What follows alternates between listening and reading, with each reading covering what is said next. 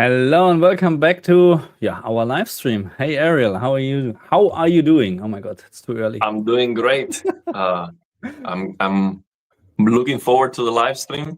I've been actually playing today. I had some time this weekend, How? so What? I Blowing. finally had some time to Oh my God. actually enjoy. I know what I really and yeah. Now let's not talk about this time and whatever because I'm getting frustrated then. But anyway, I see you. I've seen you play. Testing all the games like a mad scientist. I mean, so many games to go back and try. Yeah, absolutely. There are more games. And have you seen Callisto Protocol has actually, I have to do a video about this. They have a new, wow, bloody hell, a new settings for the black level. They For have now HDR. settings called New and Legacy. And I haven't tested this really out. I need to do it because I think the Callisto Protocol, in my opinion, is a better game than Dead Space, in my opinion. Yeah, I have the game on Epic Games. They gave it away like 3-4 months ago. They just gave away the game for free. So I picked it up. And what I didn't like about the Callisto Protocol was that it didn't support DLSS. So it was just FSR. And the aliasing was very bad. Even if I upscale the resolution, there is some elements of the game that are very low resolution, and you see shimmering, a lot of shimmering. Okay. And of course, the black level is great. It's a really good game, I still think. But anyway. Oh yeah, anyway, the character model is the best I've ever seen. I think the character, the main character itself, it looks very realistic. So, what are we talking today? Of course, PlayStation 5 Pro, and you have also a topic, huh? Yes, I wanted to. I mean, we've been suspecting for a long time what's the problem with these HDR games, and I think the more you try, and the more things you throw at this game to try to fix the HDR, you start to understand a little bit better what's going on. And I think I finally know what's going on with the game. So we'll talk about that. And it is interesting. So we know where to point our fingers, because sometimes we feel, oh, this doesn't look right, but we don't know why exactly why. So we don't know what to complain about exactly.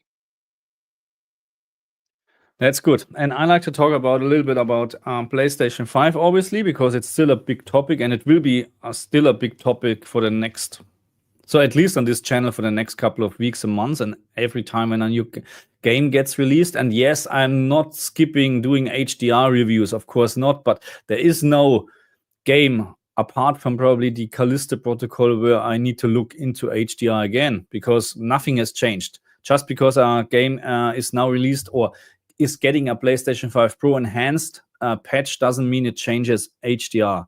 You know, we hardly haven't seen that any game actually got an improvement in terms of HDR. Probably just Red Dead Redemption over the time, but that's the only game. Huh?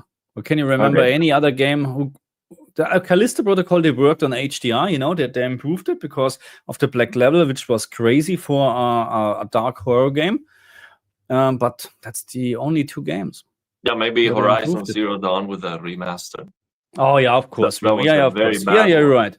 Absolutely, yeah, you're right. Now this is really a good example now. Perfect HDR now. Absolutely great. Nice. Yeah, I mean, I've seen the PS5 Pro initial impressions. Of course, new console, more powerful, a lot of hype as normal. But you slowly start to see people now noticing, okay, yeah, but this aspect is not so great. And I've seen you also now compare PSSR and noticing, okay, sometimes it's not actually great. But of course, we had the same issue with DLSS at the beginning. It was not great. FSR, it was not great at all. And I think PSSR is just FSR 4 beta.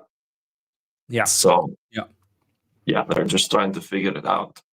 Yeah, that's what I think. Yeah, the more you compare, the more you look very closely, the more you realize actually right now PSSR is not really the game changer I was hoping for. Not yet, because in my opinion, DLSS, for an example, on the PC is a game changer, to be honest, because in many games in almost all games where you have the latest DLSS implemented, you enable this, you have almost no aliasing anymore, and you have a much higher performance. So, and this is what you need, you know what I mean? You get actually a better picture quality out of it with a higher frame rate. And this was what I was hoping for with PSSR as well, but especially two games God of War and Gran Turismo 7. As soon you enable PSSR, you lose actually frames, and this is what I don't understand. Yes, we know that upscaler also cost frames or 2 milliseconds of frame time or something like that. DLSS is the same story, but still DLSS is improving the frame rate at the end. It costs a little bit, but at the end it's improving. So why is this not happening with PSSR? Yeah, because the idea is even when the upscaling has a cost in performance, because you are lowering the resolution you're upscaling from, then you gain performance. So let's say if you lose 3-4% performance, you're gaining it back because you're lowering the resolution, scaling for a much lower resolution. But maybe PSSR is not lowering the resolution enough, or maybe the cost is bigger than what it should. Yeah, it's weird. And then we have in almost all games what I've seen so far, even Stellar Blade. Stellar Blade is a really good example how good PSSR can work, or maybe the game is not as demanding as other games or whatever, but it looks pretty good. It looks pretty good there, but still you have this very fine noise over the whole picture. Okay, very, very fine. In The Last of Us 2, I think The Last of Us 2, what I compared, it's very obvious. In Gran Turismo 7 as well, but not everywhere. This is really interesting. So it really depends on what texture, maybe if there's ray tracing and stuff like that. But in general, PSSR is adding this noise filter on the top. On top of a picture. And my question is actually, have you experienced something like that with DLSS in the very beginning of DLSS? Was there something like that? Yeah, I'm not sure exactly how that noise looks like, because you have to see it in front of you. I've seen the videos, but you only know when you see it on your big OLED screen, like 10 centimeters away. But I've seen a lot of noise on the games today. But the noise that I see mostly is on the reflections. Screen space reflections are looking worse today than what they used to look. And it's all about the lighting, the shadows, and oh my god, have you I'm working, so after this stream I'm going to work on Silent Hill 2 video, because I don't know, I need to compare this with the PlayStation, with the base PlayStation, but it looks awful now on the PlayStation 5. That's what I'm talking about. That's the kind of noise that I've seen a lot. Maybe that's for not the noise I'm talking. This is so bad. This flickering, shimmering on the screen space reflections, especially the SSA screen space SSR. Sorry, it's awful. And I don't know what they have done. And where's the quality control? You can't release it like that, really. But you know what I think? Because some of this, I've seen that issue mostly on games that support ray tracing. And I think the issue is, because we have ray tracing that's going to take care of the lighting or the shadows, then we don't have to put so much effort to manually, set up all the lighting and the reflections and all of that. And that's why without ray tracing, it looks so bad. Because you look at some older games that don't support ray tracing. Like, for example, you look at the Uncharted games, which have other issues, but a reflection in Uncharted looks like a ray trace reflection, because objects that are not on screen, you can see them on the reflection and it looks sharp and clear. Same with GTA or Red Dead Redemption. the reflections look very good, and it doesn't have ray tracing. So it seems like to achieve those results, they have to actually work more, and they are no longer working that much because now we have ray tracing. So it seems like if you don't use ray tracing now, it looks worse than it used to look. But but I need to do a proper comparison. It will be a quick video with Silent Hill 2, because it's so obvious, especially in the beginning of the game. But we have super chat. Thank you very much for this. Final Fantasy Rebirth is using PSSR confirmed by Digital Foundry. Thank you very much. So I actually on X yesterday, I created a tweet and I said that right now PSSR for me is kind of disappointing. And so there was also I wasn't sure actually if Final Fantasy VII was using PSSR, but I was mixing this up with Horizon, because Horizon Forbidden West and Horizon Forbidden West is not using PSSR, correct? But I think Horizon Zero Dawn Remaster is using PSSR. Well, I'm wrong here as well. So there's so much stuff, going on. I have no idea really. But Horizon Forbidden West is not using PSSR. They're using their own in-house upscaler thing. You know what I mean? So maybe for a reason, or maybe it's just because it's easier to implement. You know what I mean? So yeah, thank you for that. So, and to be honest, so Final Fantasy VII, I tested this game when I unboxed my PlayStation 5 Pro, because there was already the Pro patch, and I switched between I think it was the performance sharp or whatever to the versatility mode or whatever the name is, and immediately it's like you take off a filter, or you increase the sharpness. It's such a big difference, and it runs perfectly now, this game, in my opinion. So this is a very good example actually how great PSSR or how great the PlayStation 5 Pro can improve a game. But then we have games like God of War, where when you enable PSSR, you lose 10, 15, 20 FPS, and the picture looks more or less the same, in my opinion. There's not much of a difference, It's anyway. So thank you very much for this. I have a new member. Thank you very much. The Off-Vice became a YouTube member. Thank you very much for that. Nice to see you.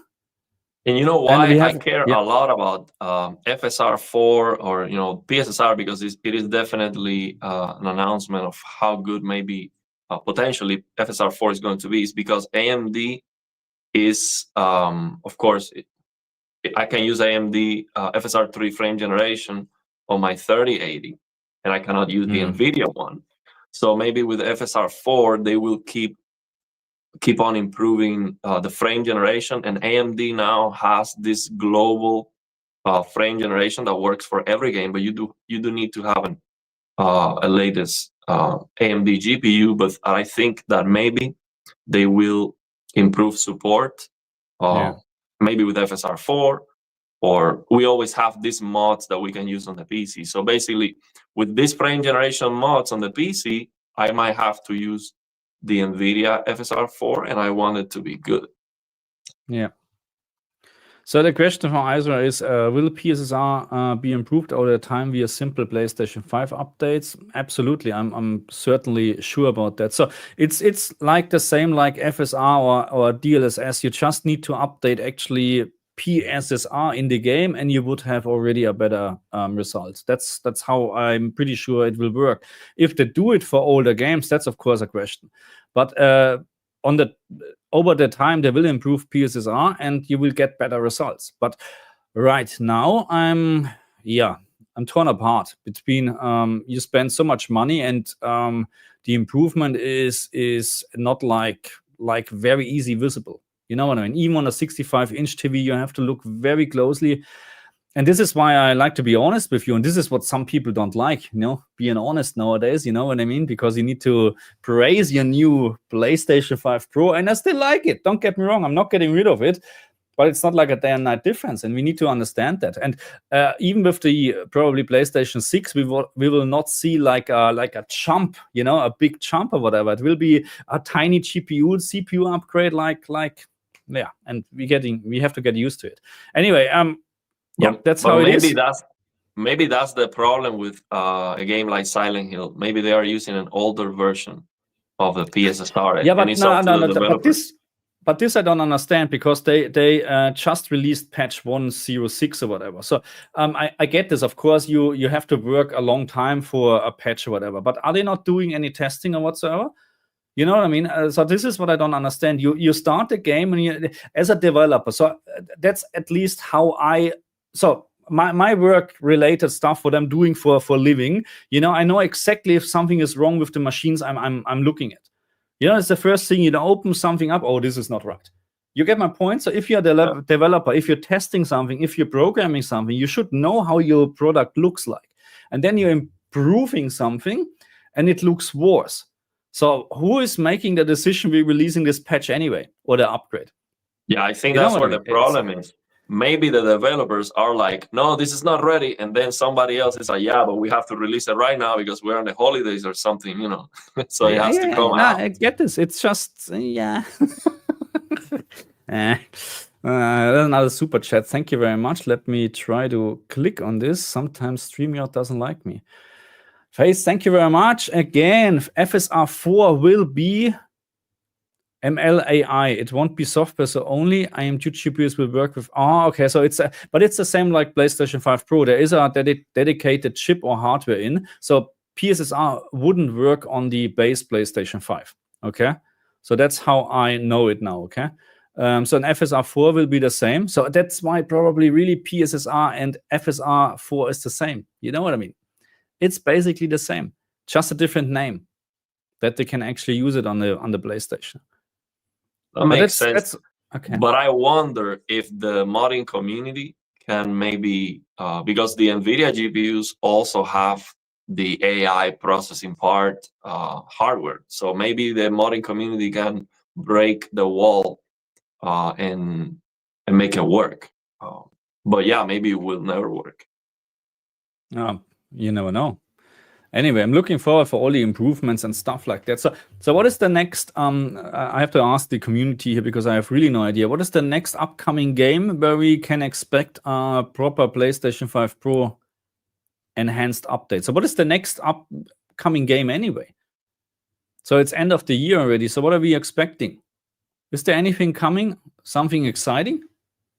Or have you seen everything for this year?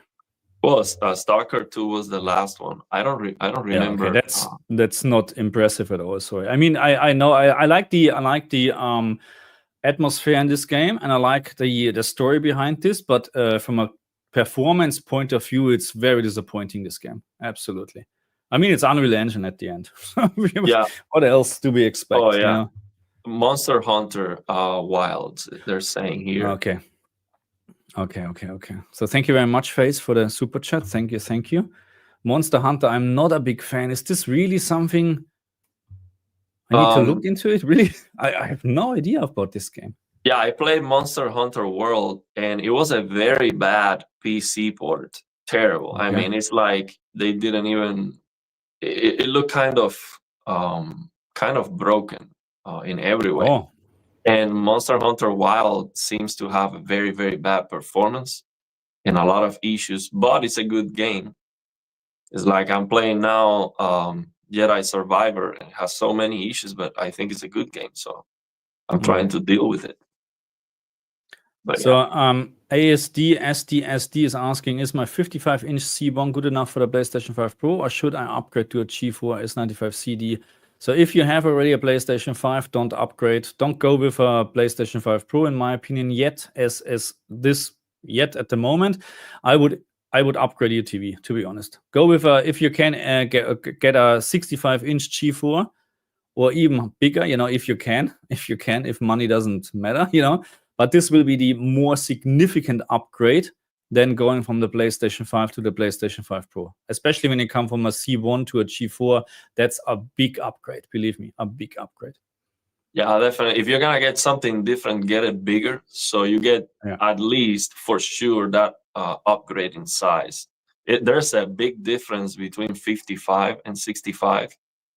It is huge. I am actually in love with this new 65-inch S90C. It is so awesome because I can sit closer, and I feel more immersed, and it's such a big difference.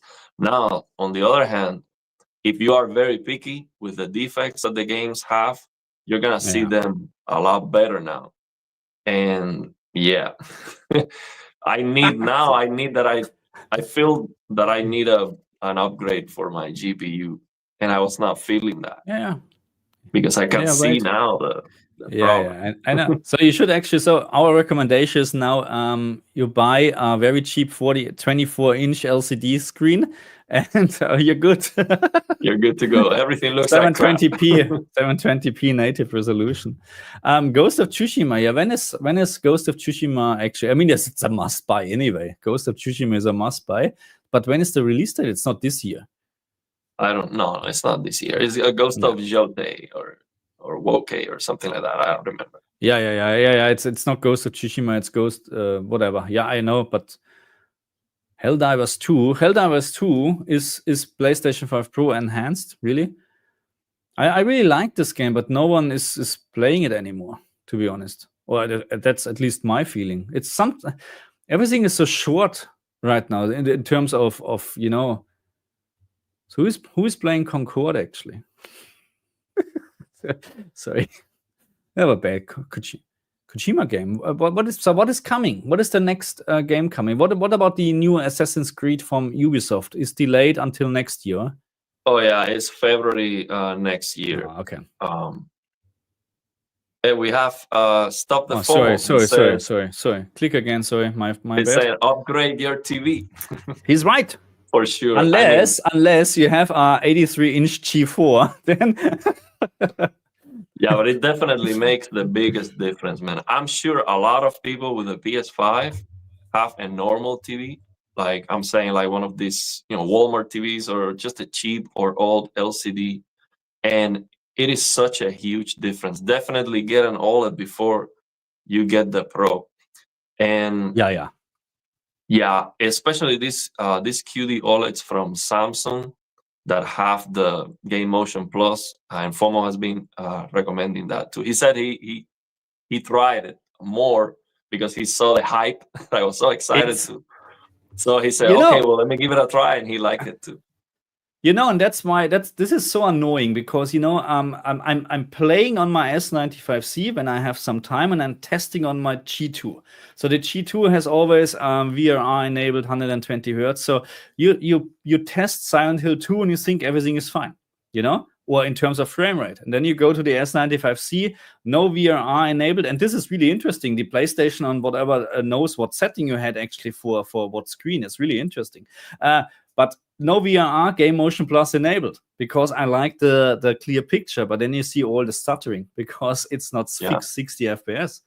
So that's the thing with the PS5. You need those games that are locked to 60 and they don't drop. Yeah. Because as soon as you drop the frame rate a little bit, you're going to notice that big time.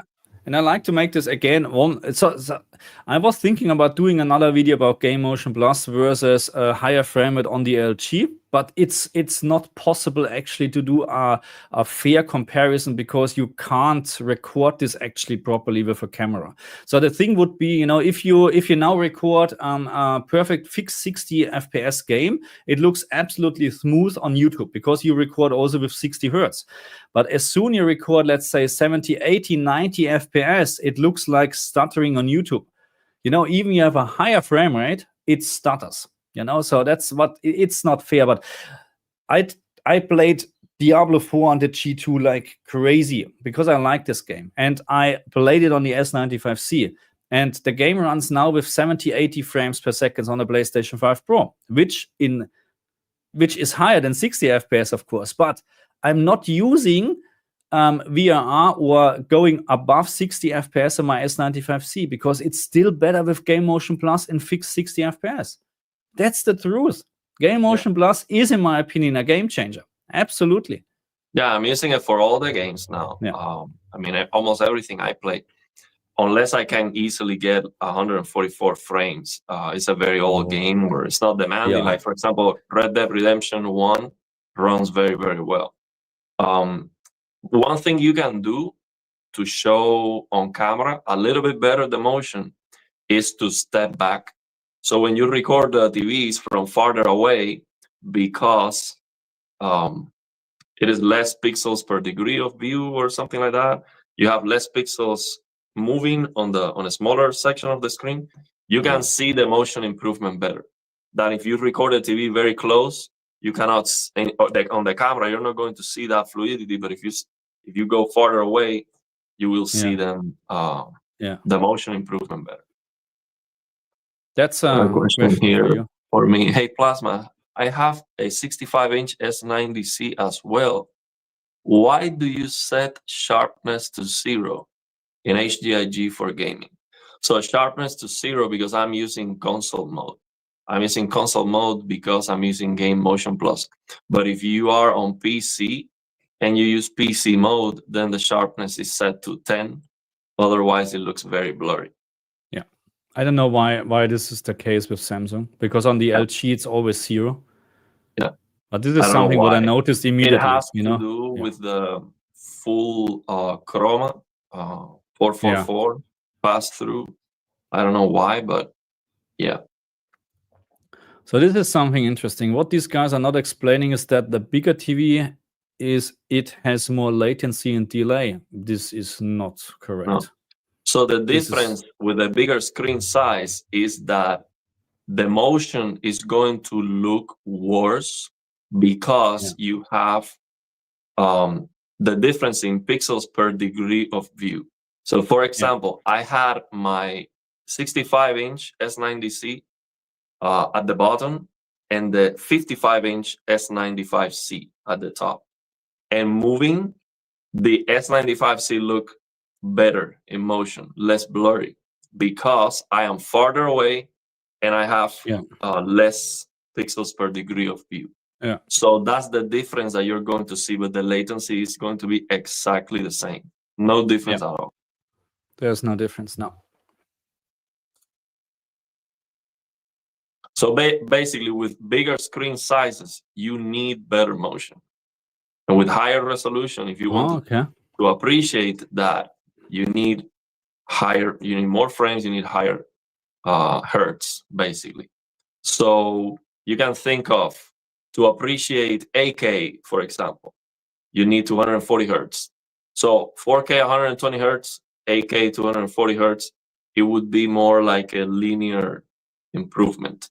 If you still have the same frames and you're jumping to 8K, you're not seeing really that benefit that much. Yeah, I don't get this playing.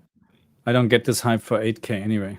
I mean, there is no hype really. I mean, I don't see this. You know, we not even having native 4K games. You know, and they're talking about 8K. What the, you know, it's just it doesn't make sense. I think it is.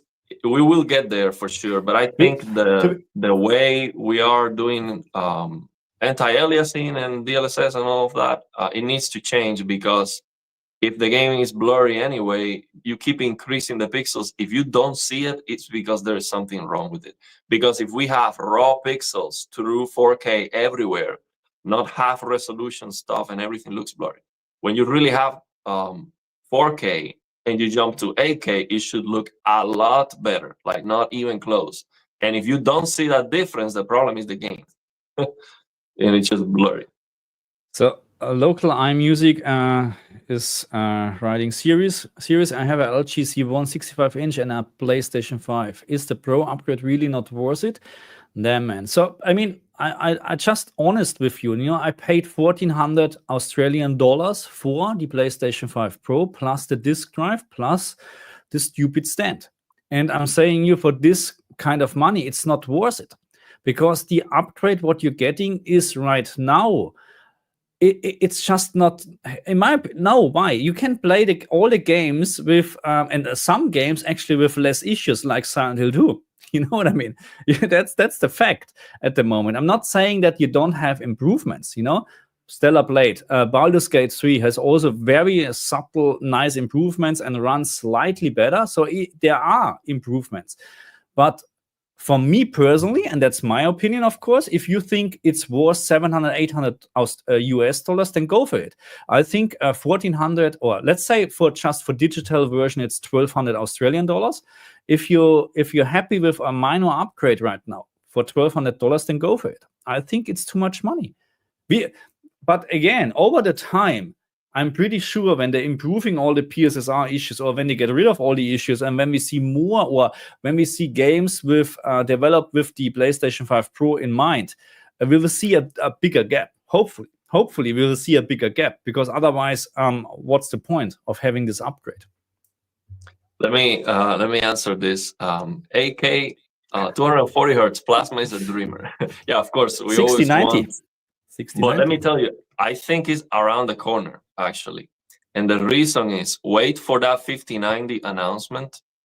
I am almost sure that NVIDIA is going to have frame generation 4x. So you basically 4 times the frame rate.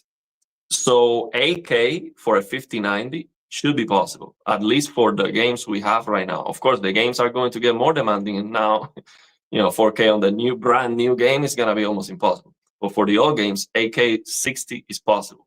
So you 4x that, you have AK 240 hertz. So also, the thing, yeah, you go. No, sorry. Yeah, not only with the GPU, also I believe that 4K or AK 240 hertz, at least 4K 240 hertz TVs should come. I am not 100% sure, because for movies and stuff you don't need 240 hertz, but definitely monitors. So my hope is that Samsung, for example, has this Game Motion Plus going from 60 to 240. It would need a much more powerful processor, but I think that would be a game changer. That would be, 240 hertz, 240 FPS is the sweet spot when it comes to motion on an OLED. So if Samsung comes out with that, it would be tremendous, because I agree.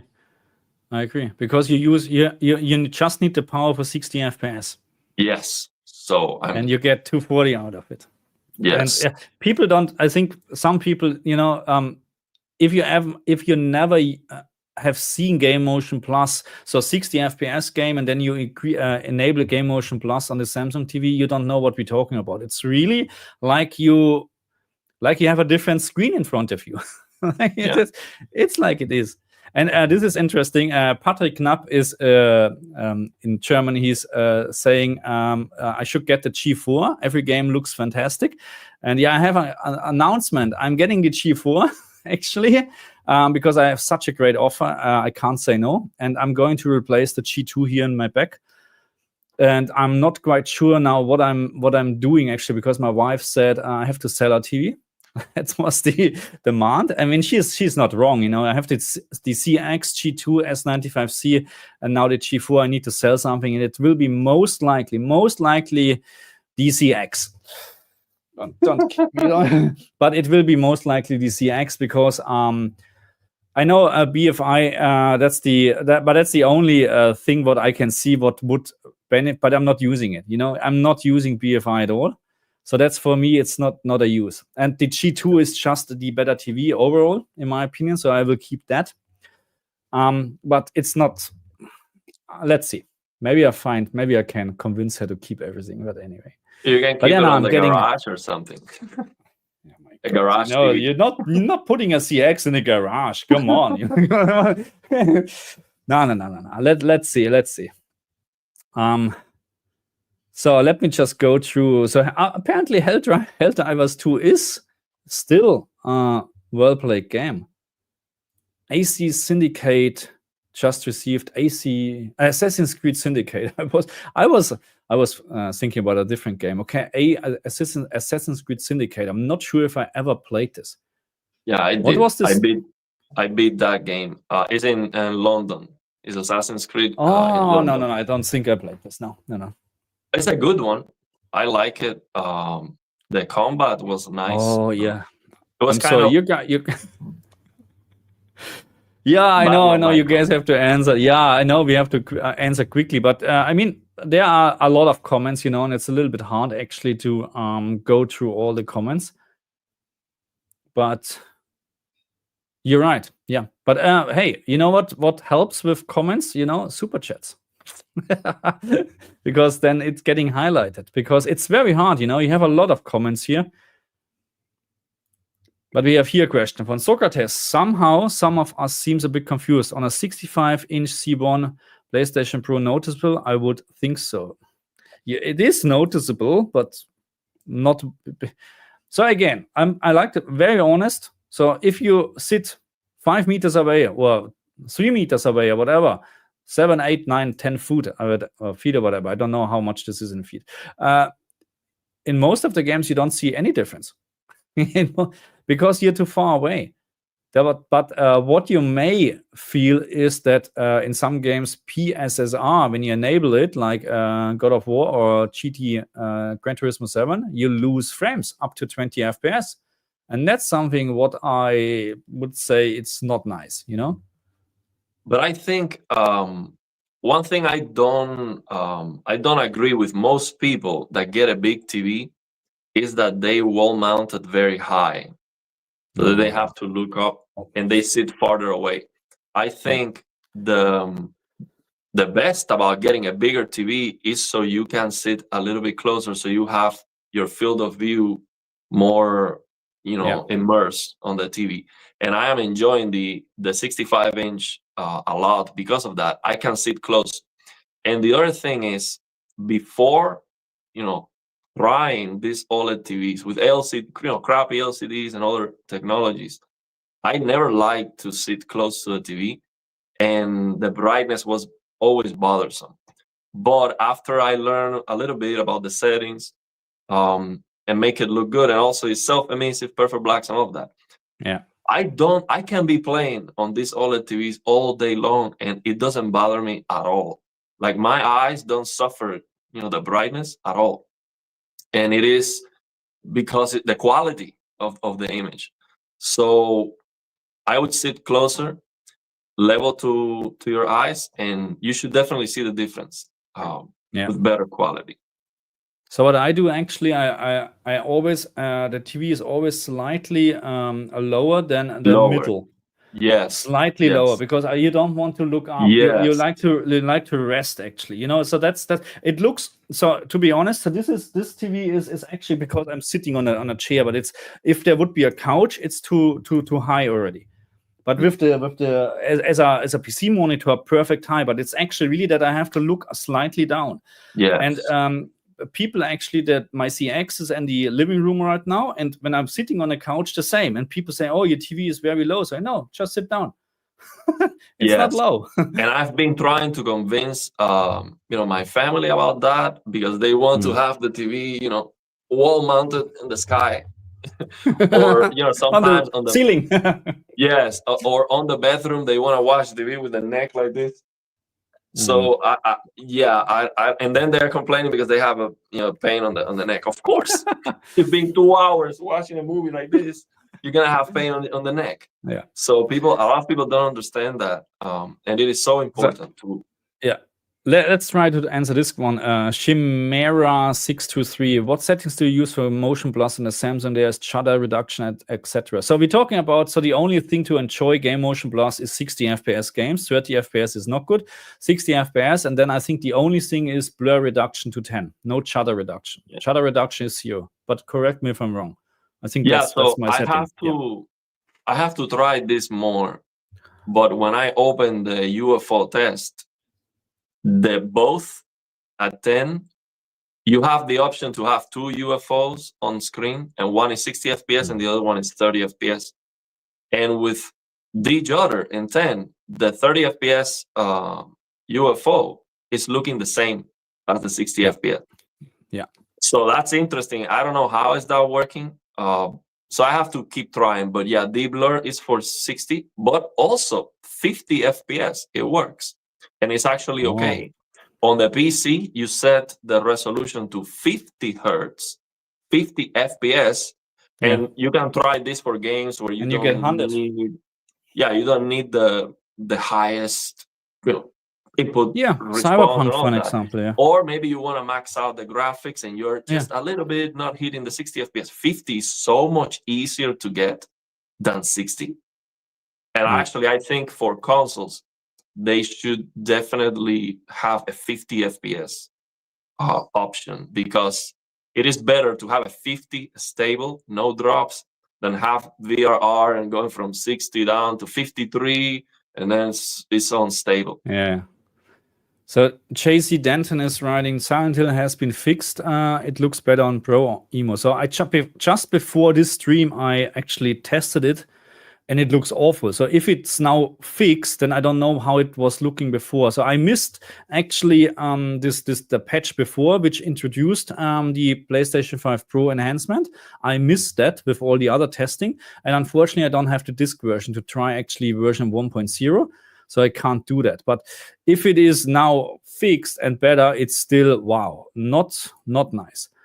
And Kevin is writing, respect for being honest. That's what I think what our channels, both our channels, I can speak for Errol as well. That's what we like to have. I don't want to sugarcoat anything, you know. And but some people don't like this. I'm getting not just thumbs up for my videos when I'm pointing out stuff. It's just absolutely wild. You know what I mean?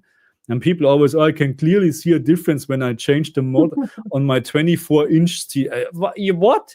Really? I can clearly see. And I would mention this. This is like a day and night difference, if there would be a day and night difference. You know, I sometimes, Anyway, it's just thanks God, just a few people, not many. You know. I'm going to the comment section because I don't want to miss anything. Because the other guy was right. You know, we need to. I wouldn't say that. I wouldn't say that the PlayStation 5 Pro is a scam, because it's working. You know, it's not a scam. A scam for me is something if you have an absolutely shitty product, it's working. But I think the software implementation or the PSSR and the developer must use the hardware in a proper way to make it actually better compared to the base PlayStation 5. Okay, it's not a scam for me. It's just a very expensive toy. Let's say it like this. What's this one here? Game console versus PC input and LG OLED. I've been using game console for a while on my PlayStation 5 and my PC not to lose clarity settings for videos on PC. Heard mixed opinions about which one do you use? What game? The HDMI input on game console. Okay, versus PC input. So I'm using just the game input actually. To be very honest, I would need to look very closely into that. So even with the PC connected, I'm using game.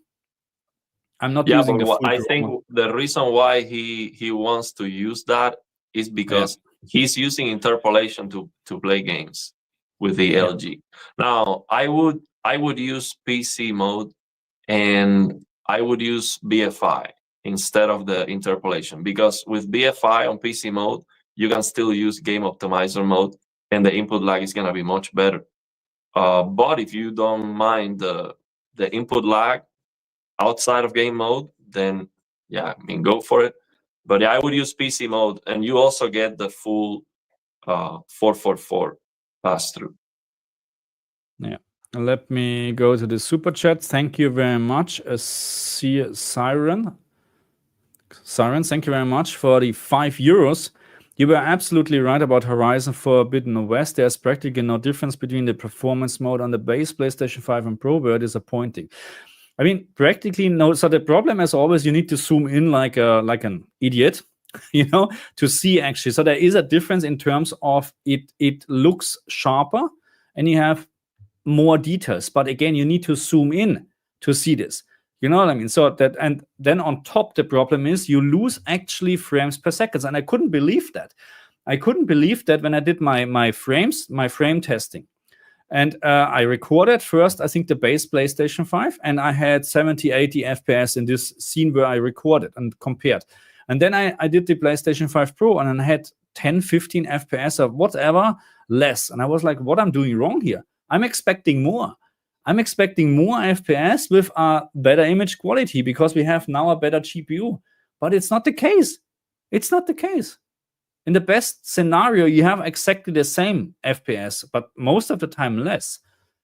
So in Horizon Zero Dawn, the remaster between base and Pro, I couldn't see any difference at all.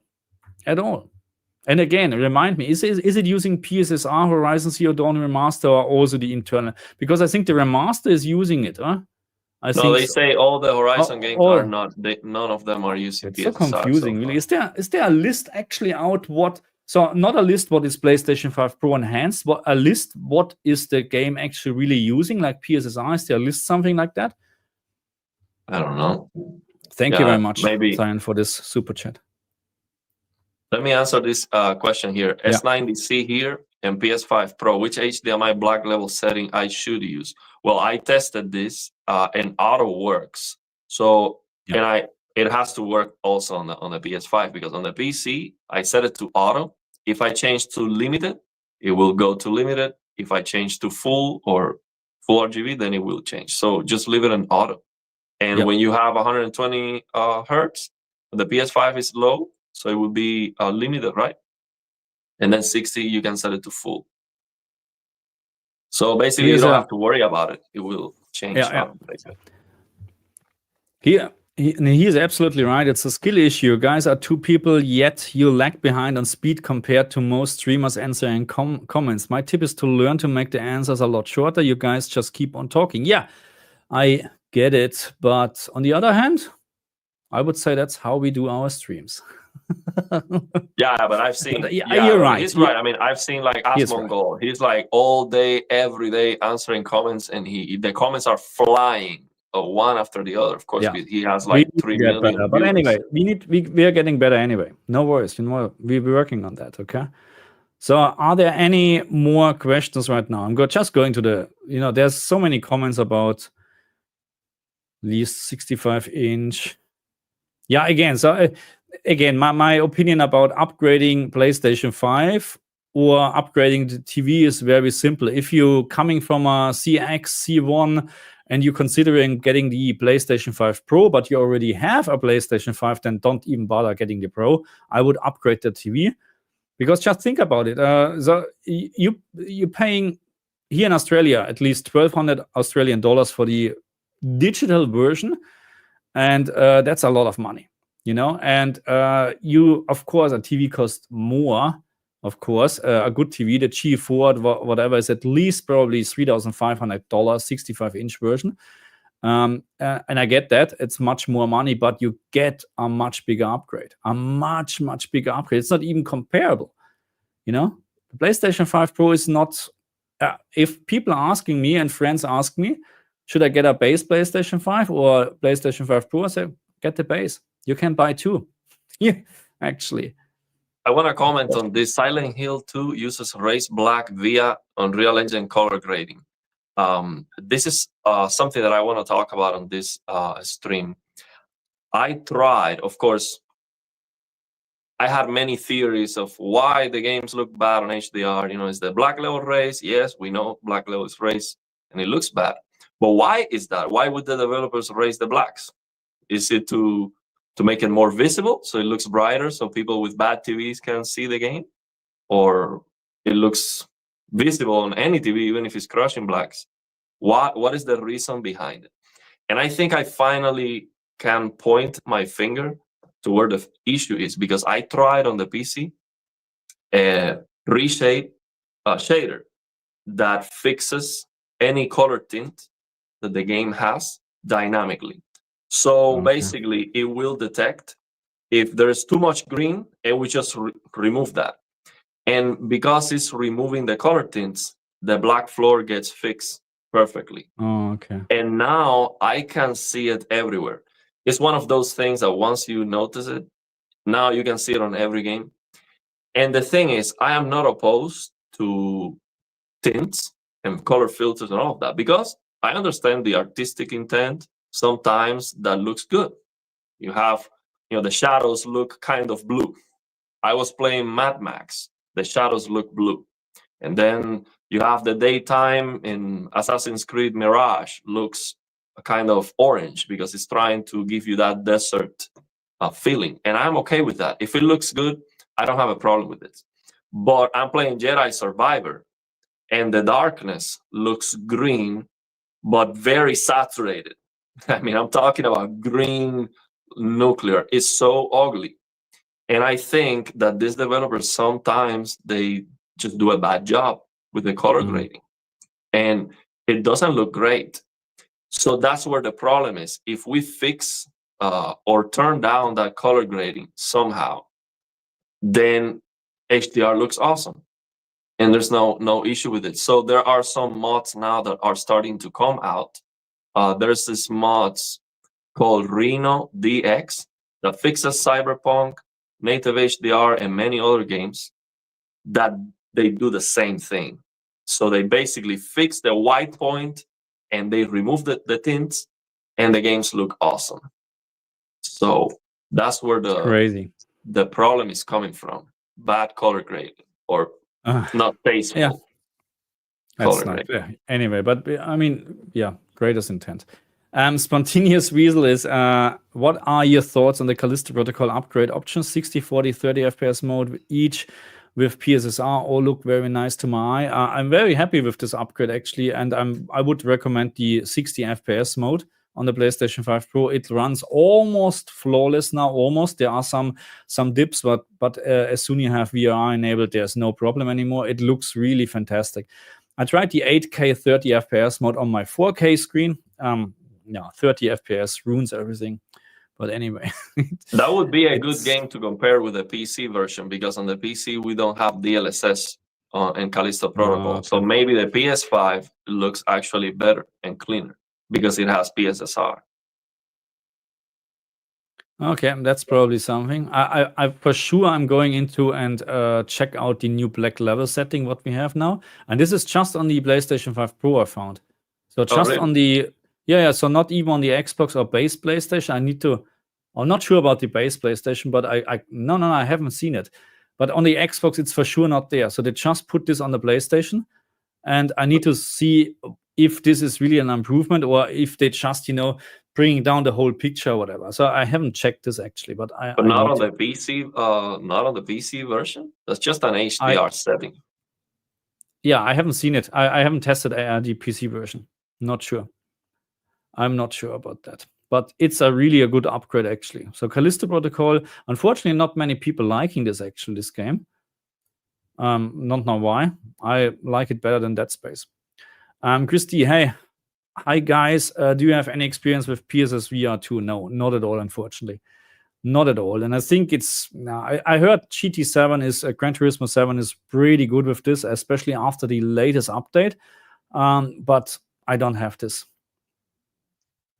Yeah, and the PSVR 2 now works on the PC with the helps of some programs and stuff. So and not it is officially. actually a very good headset. It's a very good headset. Yeah. So Stratus is seeing your stream is awesome. Ignore the trolls. No. We're not ignoring anyone, because if they are legit criticizing for whatever we're doing, it's absolutely fine. But of course, if there would be trolls, I would ignore them. But I can't see any trolls in the comment section, to be honest. Yeah, I haven't seen anything. We try our best here, we try our best. And if you're right, you answer. You ask a question 5 hours ago and we can't get to it. I mean, that's on us. But we try our best. Okay. This one here. Will Stalker on PlayStation 5 Pro take the quality mode of Series X and make it 60 FPS? I don't think so. It's an Unreal Engine 5 game. It's a mess. So it took me. So I have the game on because it's Game Pass on the PC. I played it on the PC as well. I started the game. So the first thing what you get is the stutter compilation. So a shader, the shader compilation, and then you start playing the game, and it was every 2 seconds or whatever you have a click, like stutter. I was like, what the, this is awful. I have a 4080, I have a 7950X 3D processor. You know what I mean? That's a high end PC still. You know what I mean? So what's going on? Okay, stop the game, get out, close the game, start it again, and again shader compilation. So okay, let's do this again. Okay, start it again. Okay, runs a little bit better. I did this 4, 5, 6, 7 times, and now it's actually pretty good. It's such a mess, really. It's such a mess, and this is why I rather, it looks better on the PC. There's no doubt about that. But this is why I rather play it on Xbox with 40 to 60 FPS VR on and just play. It's just but I don't know what they're improving. Yeah, if they're doing a good job. Yeah, I didn't even want to install it because it takes a lot of space. It's like 130 or 150 gigabytes. Yeah. And I'm not gonna play it. It doesn't run well enough. So it's difficult to get 60 FPS there. I think the game itself has a lot of bugs. Have you seen this? There are a lot of bugs. So the game itself, the idea behind this game is great. I like the idea behind this game. I like the setup. I like the atmosphere. I like the story and stuff like that. But the technical or the performance is, I don't know. Yeah, it's just, there's a reason why they delayed it, and this is, they should have delayed it again. But yeah, I don't know. It's just it's a disappointment, to be honest. But many people are playing it right now. How is performance in Final Fantasy 16? I don't know, to be honest. I haven't tested this game. Was there a PlayStation 5 Pro update? I'm not sure about that, to be honest. So back then the performance wasn't that best because it fell. It was even below 48 FPS sometimes, which is bad for the PlayStation 5 because then that's the PSSR range, which is, I don't know why they're not using anything else or AMD FreeSync or whatever. I really don't know. Does anyone know why Sony is not using AMD FreeSync? It's a HDMI limitation. No, it's not, because AMD FreeSync works with HDMI 2.0. I really don't get this. It's a software thing. It's just a software thing. You know what I mean? And you would have much better, like, what is the lowest VRR range on the LG TVs? This is 20? 20 to 120? Sure. Yeah. I'm not sure, but on the Samsung, I had to set it to from 48 to 144 on the CRU app when I was removing DSC to get DLSR working. But yeah, on the LG, I think it's better because the LG supports G-Sync. Is certified to support G-Sync, so it should be better. But I don't see any difference between FreeSync and G-Sync. No. Yeah, I mean the just the VRR of the TV, Samsung versus LG. Now the thing is, I never dropped that low on the frame. Yeah. So what is the best looking PlayStation 5 Pro game? The best looking. I mean, that's depending. Are we looking at image quality or are we looking at general? Because still Horizon Forbidden West probably tops everything. But when you look for a very, very clean and high frame rate game, then Stellar Blade is wow, really great. Final Fantasy 7 looks also awesome. There's so many games. For me, I didn't play Horizon Forbidden West.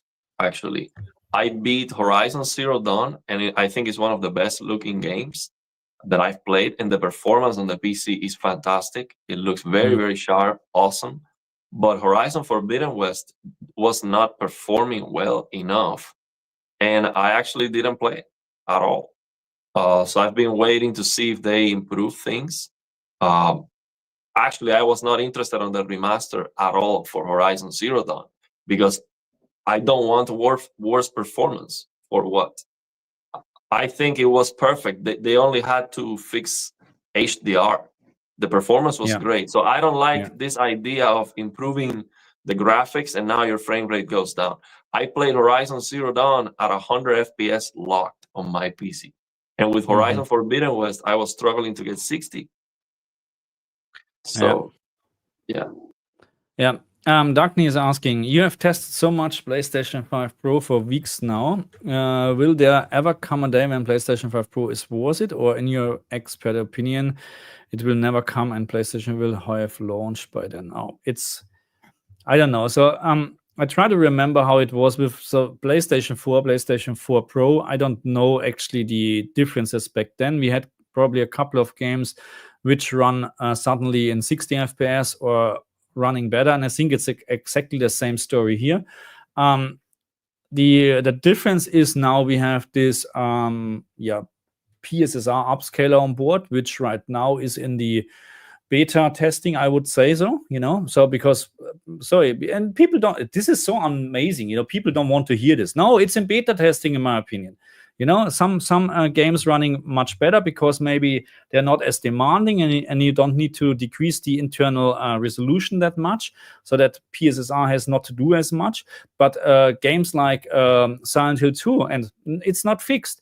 It looks awful, and I need to compare this with base PlayStation 5. I played this game on the base PlayStation 5. I did my HDR testing. I did my performance testing. I haven't experienced this flickering. It's awful, you know what I mean? You have this anyway. I need to do a testing again. So it's not worth it at the moment, but I don't know what's going on in 6 months. And until the PlayStation 6 will be released, there's a couple of years to go. So yeah, a lot of things can happen. They are making and software can change like this. And I'm pretty sure that there is already, so if it is like DLSS, you know what I mean? I'm pretty sure it's like very similar to DLSS or FSR, the whole story. Then there are already different SDKs or software revisions from PSSR around, because they're trying to improve this, of course. So, and if you remember, you had games like where DLSS 1.0 was installed, it was bad, and then you just actually manually put version 4 in, and then poof, everything was done. So if this is the same case, which I think it's an easy fix for all the games where we have problems now. Okay, it's such an easy fix then. But if they're doing this, that's a different story, because they need to do it. You can't do it like on a PC, drop and paste and drop, copy and paste. So, but yes, there is a big thing, and upscaling, in my opinion, is the best thing what you can do. DLSS is a game changer on a PC. That's how it is. Hey, Marcus, I think this should be our next live stream. If this user Short Fuse, if he was the creator of Reno DX, we definitely have to do a live stream with him. I'm telling you, you have to try this.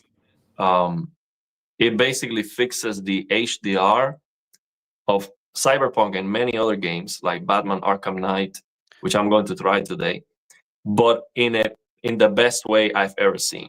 I'm talking about fixing, like truly fixing the HDR, and with a lot of options. So for example, if you want to keep a little bit of that creator's intent, but still fix the HDR, you can do that. You have some sliders to do that. And I think the work that these guys are doing, I'm not sure if it's one person or it's a team, it's just absolutely unbelievable. We definitely want to have a chat with the creator. I'm telling you, this is next level stuff. And the reason why I'm so interested to talk with these guys is because they really know what they're doing. When you see the results, you know for sure, okay, they are actually fixing the root cause of the problem. So this will be very interesting to talk with them. Okay. So what is the story? So have you actually also experienced that if we have issues with black level rays, it's always 0.05 nits? Yeah, why is that? It is due to these color filters. 100%. So it's like, think about this. Imagine you have a picture that has perfect blacks, and now you're going to come on top of the TV and put a filter that has a color. So if you put a filter that has a color, where are the blacks going to? What happened with the blacks? You're putting a filter to everything, including the blacks. That's why it gets raised. But of course, there is a way. I'm sure there's a way that you can have a filter and still have perfect blacks.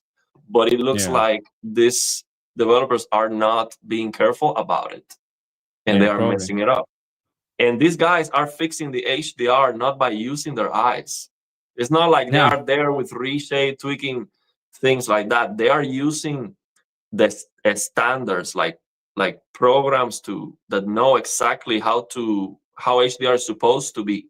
Like I'm talking about, D65 white balance, and perfectly, it's not like this is a very talented person just looking at the HDR and then tweaking it so it looks good. That's what I was trying to do. And I'm not a very talented person, but I know what I'm looking for. and I was struggling trying to fix the HDR in some games. But that can only take you so far. When you actually know what you're doing and you use the standards and the programs and the tools necessary to replace all what the developers did, that's when you get those results. And I'm telling you, you have to try this Reno DX HDR fixes. I mean, I tried that on Cyberpunk, and I'm like, this is it. This is absolutely incredible. Shit. Okay. Toxmog is writing, VRR degrades the picture quality as well. No. So VRR does not do anything to the picture. What you're seeing is that on many games, when you enable VRR, they're actually using a lower internal resolution to get higher than 60 FPS. So in this case, yes, you're right, but it's not VRR what is doing this, because VRR is nothing else than trying to synchronize the frames with the frequency or refresh rate of your screen. That's what VRR is doing. It doesn't degrade any picture quality. It's really just for Horizon Forbidden West, you enable VRR and you have no fixed 60 FPS anymore. The game is trying to get higher than 60 FPS, and it will have probably a lower internal resolution or a more aggressive dynamic resolution, stuff like that. So in this case, you're wrong, but it's not because of VRR. And we have this one here as well. System level VRR is only 48 to 120, yes, on the PlayStation, but devs can do LFC, low frame rate compensation. I have to say, I never saw any game which has a 60 FPS mode, which is using LFC on the PlayStation 5. Every time when it's going to 48, it will cut out. There's not a single game, and I'm not talking about the 40 FPS implementation, which then you increase or you enable VRR and you have 45 FPS, like Spider-Man. Spider-Man, I think it's an example, yes. This is using LFC, clearly. But not any other game where you have a 60 FPS mode. Let's say Stalker comes to the PlayStation 5, and it will drop below 48 FPS, and it will drop below 48 FPS. I guarantee you will have stuttering because they're not going to use LFC. And the reason is because I think it's apparently not that easy to implement. So the Xbox has a very big advantage because it's hardware or software baked into the console already. The game doesn't need to do anything. Not at all. All what the console is doing this. PlayStation 5 is a complete different story, unfortunately. But I have to say about VRR, I almost never use VRR. And the reason, I think it's great, but the purpose of VRR is so you don't get screen tearing if the frame rate drops a little bit. But I don't think it is a good idea to use VRR and then have the frame rates fluctuating in more than 20 frames, because that's very noticeable. So I think it is always the best idea is to have as consistent as possible the frame rate. So basically, if you run a benchmark on the PC and the minimum frame rate you got was 60, I would lock the frame to 60 and just have 60 FPS locked all the time, instead of 100 and then down to 60, something like that, because it's very jarring. Yeah. The Digital Foundry claims Horizon Forbidden West is the best looking game to date on PlayStation 5 Pro. No one is saying otherwise. It's one of the best looking games you can play. In general, even you're a PC gamer, I think if you turn on the quality, what you get in place on Horizon Forbidden West on the PlayStation is just outstanding. That's my opinion. But in terms of picture or image quality, Ratchet & Clank is better because it's absolutely clean. It's so clean, this game is wow. So Horizon Forbidden West has still shimmering and stuff like that. But very minor, of course, yeah. Gameplays or average, okay. It's just reading through because you complained a lot about the comments, so I'm just going to the comments to see if there's anything what we have missed.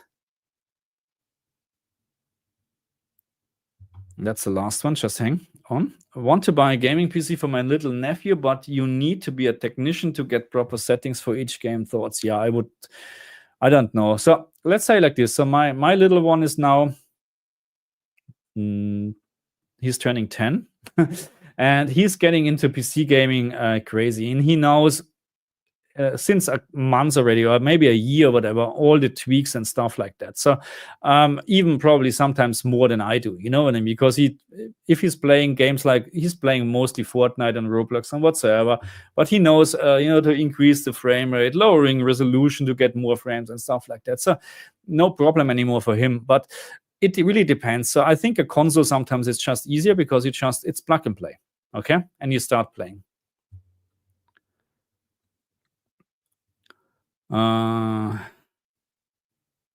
Grüße aus der Heimat. Hey, hallo.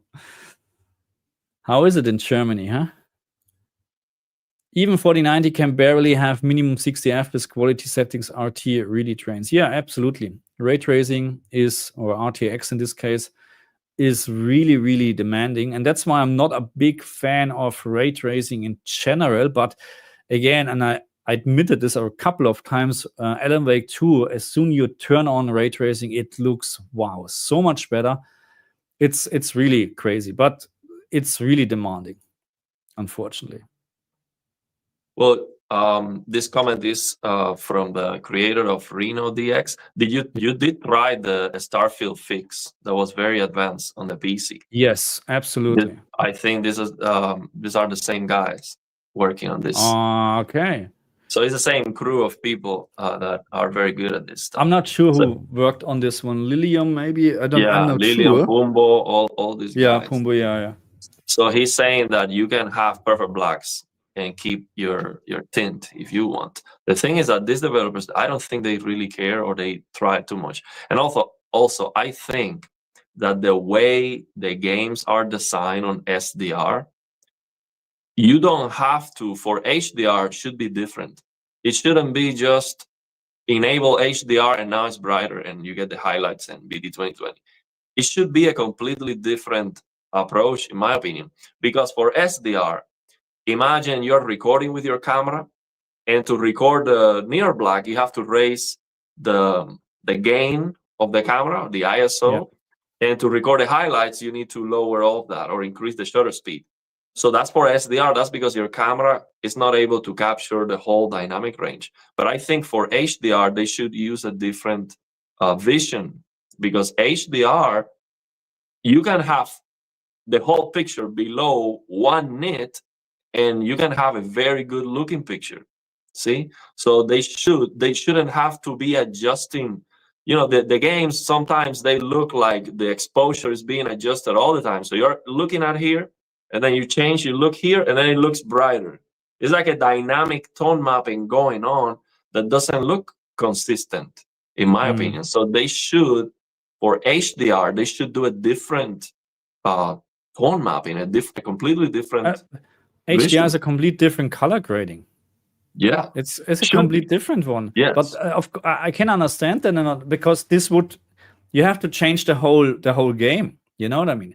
So that's why they're just pressing one button and that's it. But I don't understand, because even Starfield is a very good example. When I started this game, so there was no HDR support on the Xbox. Or was it the PC? I can't remember. No, it was the Xbox. There was no HDR support on the Xbox, and no auto HDR support on the Xbox, and it looked awful. It was this crazy race blacks, even in SDR, greatest intent. On the PC version, there was auto HDR support, I think. Yes, I think because it was 1000 nits limited. You couldn't change anything, or there was just this contrast and brightness, but you couldn't get the HDR better. You're pointless. And I didn't understand why they're doing this. Really, it's so bad. It's so bad. And this mod, what he worked on, it's one click and it's perfect in my opinion, and it looks so much better. Yeah. Give me a second. I need to this one. This is interesting. PlayStation Portal is now great after 4.0 update. Cloud gaming have no stutter and lag. So I read about this. You can now cloud stream PlayStation 5 games, even you don't have a PlayStation 5, correct? So before this, so just correct me if I'm wrong, because I was not very interested in this. But before this, you need to have your PlayStation 5 running, and then you connect with your PlayStation Portal per Wi-Fi, but then anywhere in the world, okay? And of course, it depends on your internet speed and connection or whatever, and you have more or less lag-free gaming, more or less. So how is it now? You don't need a PlayStation at all. So you just need games actually on an account, because that's actually like Steam. So wait, So what you're is it? saying that you have to leave your PS5 Yes. on? So you go to a trip to a different place, you need to leave it on so you can use it?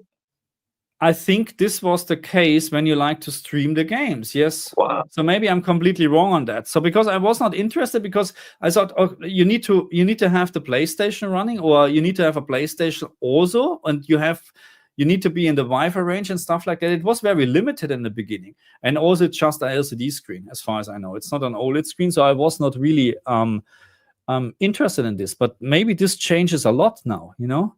By the way, I would like to know more. Have you tried the streaming from the TVs to play games? I haven't. I know exactly what will happen. You know what I mean? It's just not as good. But I haven't tried it, to be honest. Maybe it's really a good experience now. But. And have you updated the firmware of your S95C? Absolutely. I wait always until Classy is telling me you're good to go, and I'm doing it. Because I did. Because I'm replacing the S95C because it has some audio issues, and I updated the firmware, and they changed a lot of things. The interface is completely different. I see new options like the Symphony sound, Symphony X sound. Yes. I see even a new option on the service menu, and it's kind of scary when you see that many changes. I've never saw almost any change on the LG TV with the firmware updates, but Samsung they do change a lot of things. Yeah. So Dagny is saying, please don't stop testing of coverage of color space in your HD analyzed videos. Yeah, I know. So the thing why I'm not putting this in sometimes is because there's no point to. So 99.999% of the games using the 709 color space, and that's it. That's why I was saying it would be a complete different color grading if you like to have a proper HDR implementation. But even then, people need to understand that most of the colors in the REC 709 color space are most of the colors what we're seeing are already in the Rec 709 color space. So there are, of course, few colors outside which are exceeding this color space, but don't expect suddenly that all the colors will be in BT 2020, because this would mean it's absolutely oversaturated. Skin color and stuff like that is absolutely within the color range. There's no problem at all with Rec 709, even flowers and stuff like that. No problem. Yeah, let me tell you, this is another thing I noticed. With this color grading thing, is on the PC with mods, you can increase the color saturation, but it looks very bad sometimes because you're also increasing the color saturation of that weird color grading. So if it was looking a little bit green, and now it looks very green, so it looks very ugly. But when you remove the tints and you have a saturation slider, you can crank up the color saturation more, and it doesn't look that bad. So this Cyberpunk mod, you have a saturation to increase, and it is wild and it looks very good. It's eye candy. It looks amazing. So I'm sorry we missed that one here. Wes $1.99. Thank you very much. Would I notice a difference 77-inch G3 to G4? That's a hard one, because yes, the G4 is it is better, the G4. But if you would see a difference, probably it's the same upgrade what I have seen on the from the CX going to the G2. And yes, I can see a difference. Yes. The G4, the biggest thing is it has all the new HGIG tone mapping option, which I haven't tried, and I'm looking forward to do that when I'm getting the TV, maybe in 2 weeks or whatever. Because this can change a lot, if you have now a better tone mapping. But it's hard to tell because I don't have a G3 to G4. You get a little bit more peak brightness as always, and you get more options. Yeah. I would say two main differences. One, for gaming, you still have the color boosting on the G4, and that's a big deal because the G3 in game optimizer mode was not looking as colorful as on the rest of the modes. Now with the G4, it still doesn't look quite as good with the color boosting, but it does have the color boosting based on the reviews I've seen. So gaming is gonna be better on the G4 for sure. I think that, yeah, you're right. And these options that Marcus is talking about, I think they are great, especially for console gaming, where you cannot always change the peak brightness of the game. You can use tone mapping off or dynamic tone mapping, and you can get a more punchier game. For example, you have The Last of Us, 10,000 nits. That's not going to look very punchy because the roll-off is just too much by default on the rest of the LG TVs.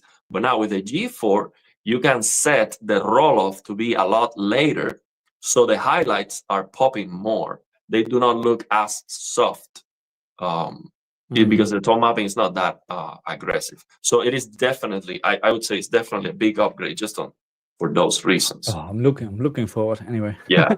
Toxmog is Ryan, the Portal is officially a cloud streaming device. Yes, but was it not that you had to have a PlayStation 5 ready or whatever, or not on, but with this ready mode or whatever, or you just needed an account actually? I'm not quite sure about this, to be very honest. 4.0, you can stream from the cloud if you have a PlayStation Plus Premium. Shit. Okay. That's that on top. I think Premium is the highest one. That's, of course, I think here in Australia, $150, $160, $170 per year. I think so. So it's not cheap, but anyway. Do we have more questions? I'm just going again through this comment section. I don't want to miss anything. There was also a comment, what game are you testing next? And it is Silent Hill 2, which I'm going to test next. Just a very quick test. Unfortunately, I don't have the disc version because I would like to know. I know Digital Foundry did this already. They compared the version 1.0 from the disc, no update at all, with the latest version on the PlayStation 5 Pro, and there's a big difference in terms of picture quality. So the version 1.0 is better. And in terms of performance, it's very much the same. Okay. So I'm looking forward to do testing, but again, not with 1.0, unfortunately. How are the loading times on the PlayStation 5 Pro? Same as normal PlayStation 5 or any improvements? I'm curious. Thanks for all the info. No improvement. It's the same, I would say. And if there are, if there's now half a second less or half a second more, whatever, who cares, really? Who cares?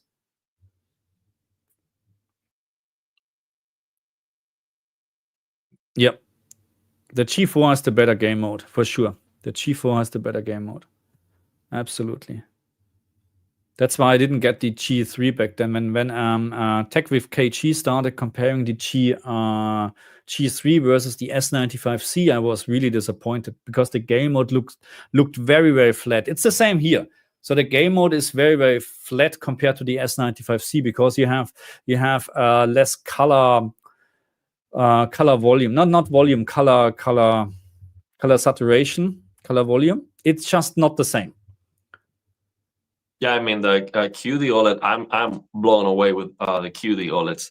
I was never, on the store they look terrible, and I knew it was gonna look better at home, but I was not expecting to be so impressed with the QD OLED. Is amazing, and also the one thing that has me so impressed is the screen uniformity. It makes such a big difference. Even black level rays looks okay. I mean, I don't like it, but it's not as bothersome. Like with my LG C1, as soon as I see black level rays, it was like, no, turn that off. Like it's like I had to fix that immediately because it was so offensive. But because the screen uniformity is so good, especially with this S90C, I think I got a golden sample. Everything looks amazing, and it doesn't need to be colorful or brighter. Just it looks so consistent. I'm blown away with the technology. It is, yeah. Silent Hill 2. Yeah, I'm looking forward to do the testing. AOC, that's the 27-inch 1440p 240 QD OLED for just $400 US, insane value. I saw on the Black Friday deal here in Amazon Australia the 32 AOC with 240 hertz, also curved display for 1,500 Australian dollars, and instead of 2,500 whatever. This is very expensive here, everything. And I was almost, wow, I would like to have a curved QD OLED. It's a 4K 32-inch 240 hertz, and I was like, oh my goodness, should I get this one? But no, better not. But it's probably I think the prices are getting very good for OLED, definitely. And I think monitors should be cheap like that, because you cannot compare. Right now, I saw a video, $1,000 for an MSI 4K 240 hertz QD OLED. $1,000. See, 32 inches, 4K. I mean, I got, of course, Black Friday deal, but I'm talking about the Black Friday deal too with the MSI monitor. This S90C was $1,000, 65 inches. Okay, it's not even close. So the value of TVs, especially on the US Black Friday deals, is so good that monitors don't make any sense unless you get a price like that, $400. Or something like that. It's not a no-brainer. Absolutely. Wes is asking, if I use filmmaker mode in gaming for color boosting on G3, is there still a difference? The difference to what? So lag. I mean, input lag. You can use the ALLM. That you have a checkbox on the G3, so to improve a little bit the input lag outside of game mode. And that's what I think what most people do with the G3. They use it outside of game mode, so you get a little bit more brightness, and you get the color boosting. But you would get better input lag in game optimizer mode. Not to mention that you don't have HGIG. If you do that, you would have to use tone mapping off, and then make sure that you select the tone mapping target. Very important. You have to go to the HDMI signaling override secret menu to change depending on the game. If the game is 1,000 nits, so let's say you watched the Gaming Tech video HDR analysis, and he tells you this game is 1,000 nits, then you have to select Master in Peak Max CLL 1,000 nits, tone mapping off, and then do your or dynamic tone mapping if you don't want to worry about it. So first of all, Kevin, I heard about it's 5.5 milliseconds actually, so it's slightly slower. But I get your comment. There's no difference, It's the same. So maybe there is actually maybe a slight difference because we have a faster, we have more capacity on the PlayStation 5 Pro, which may lead to a faster drive, faster loading times may. Okay. Hey, Adam, how are you? Do you love the G4? I love your G4, let's say it like this, and I'm looking forward for my G4. Because I saw his, check out his channel, Layman's Terms. So he invited me a couple of weeks ago to his place in Sydney, and he has the 83-inch G4. And I was blown away. Bloody hell, is this TV bright, and it looks so amazing. And the colors are just right in your face, you know what I mean? It's just amazing, this TV. And that's why when I really got a really good deal for the G4, I need to get this. I need to replace my G2 to be up to date, to get you actually the best HDR settings for your stuff, It's an amazing TV. Absolutely. There's no doubt about that. And what was the clipping with HGIG? What is the clipping point of the G4? I haven't tested actually. We just play games. You know what I mean?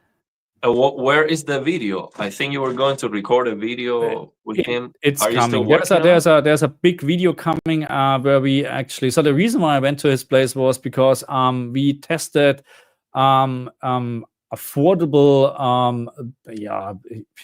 entry level TVs. Okay. So we did this. We tested. We got some TVs from Telefunken, Hisense, and whatsoever. Very affordable or more affordable TVs. Let's say like that.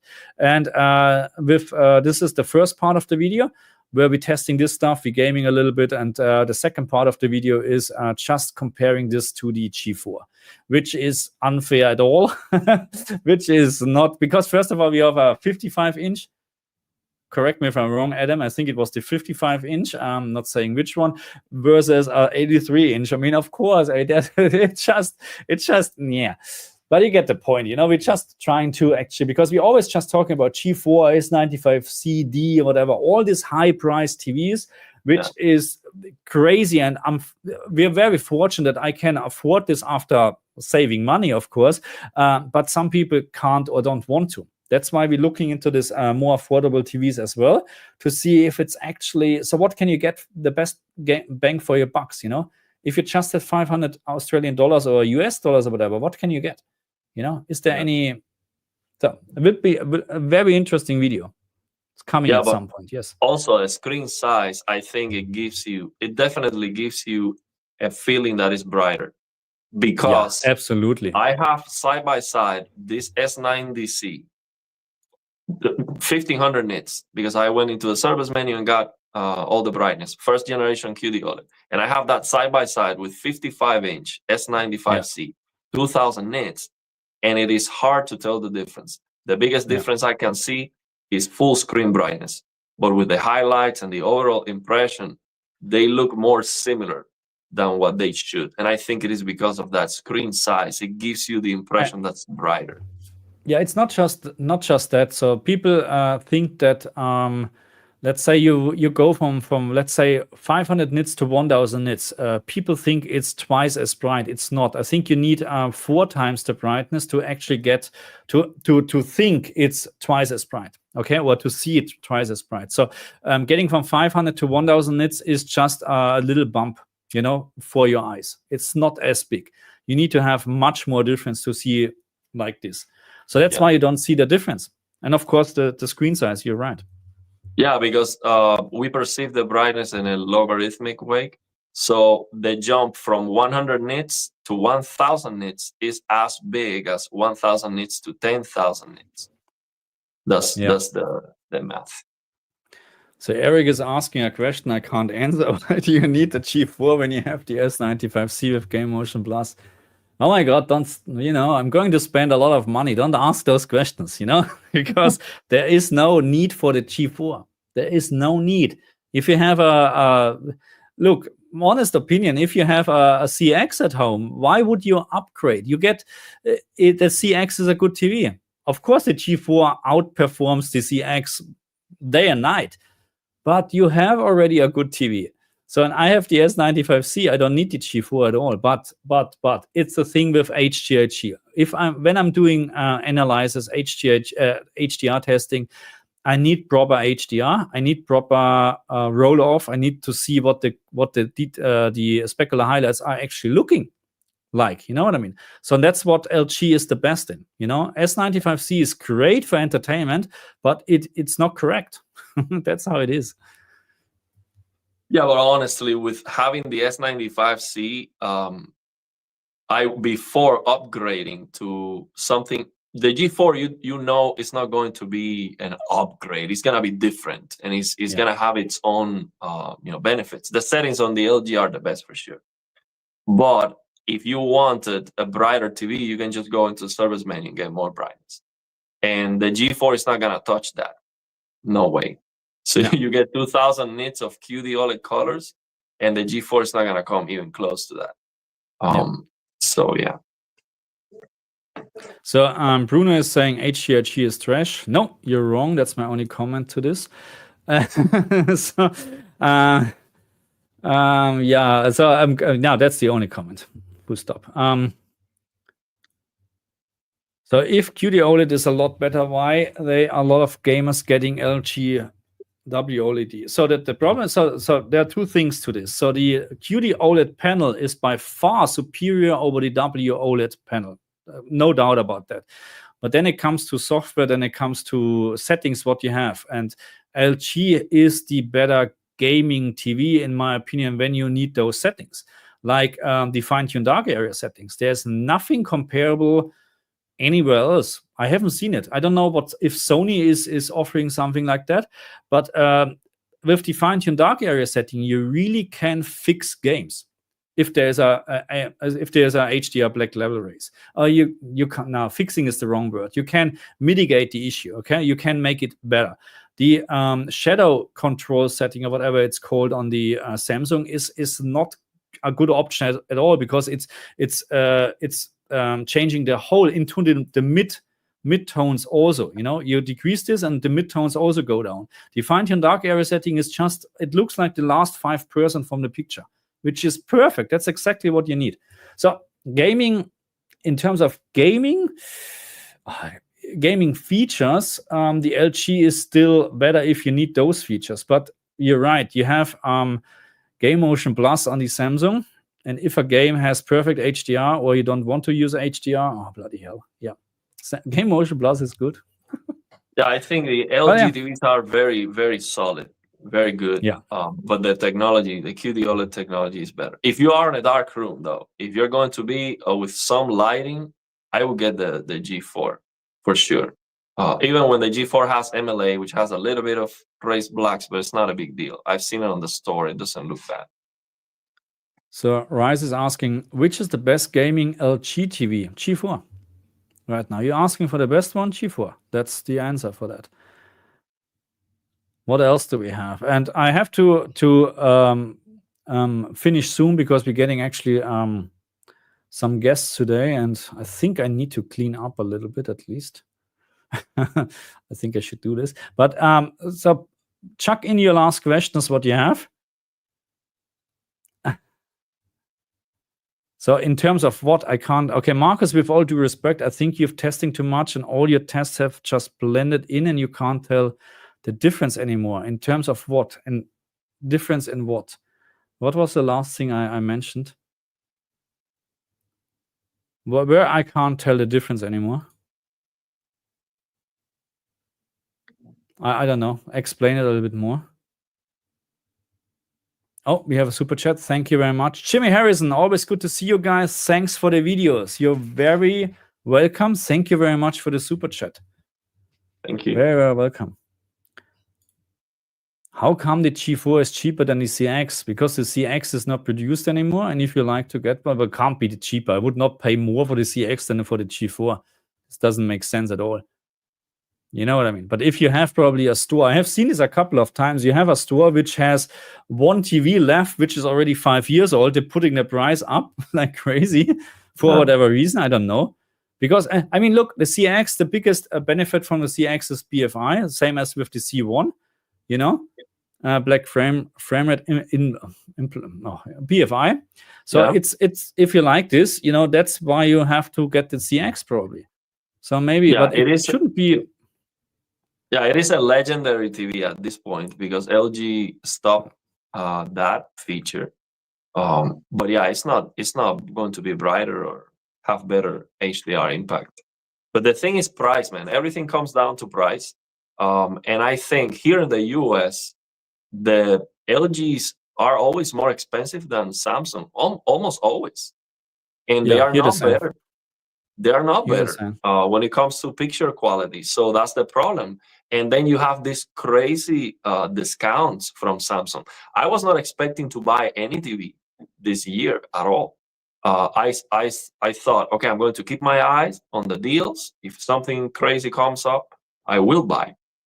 But the prices are incredible. You know, you get $1,000 for a 65-inch QD OLED. I mean, that's insane. LG doesn't drop the prices like that. I didn't see it.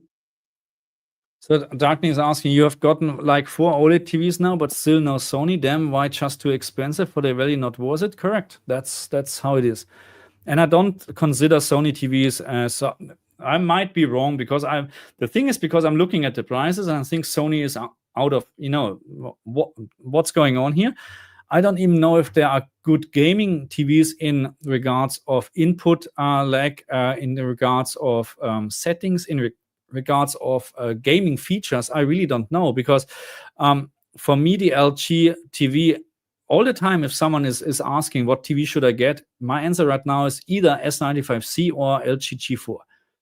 You know what I mean? So I'm not into the Sony world at all, but maybe I need to step in at some point. But yeah, for me, the biggest problem with Sony is that you cannot turn off any dimming. I mean, not any dimming. You cannot turn off ASBL, the dimming to protect. So basically, if you have a static picture, it's going to start dimming. You cannot turn that off even on the service menu. And you cannot get more brightness either.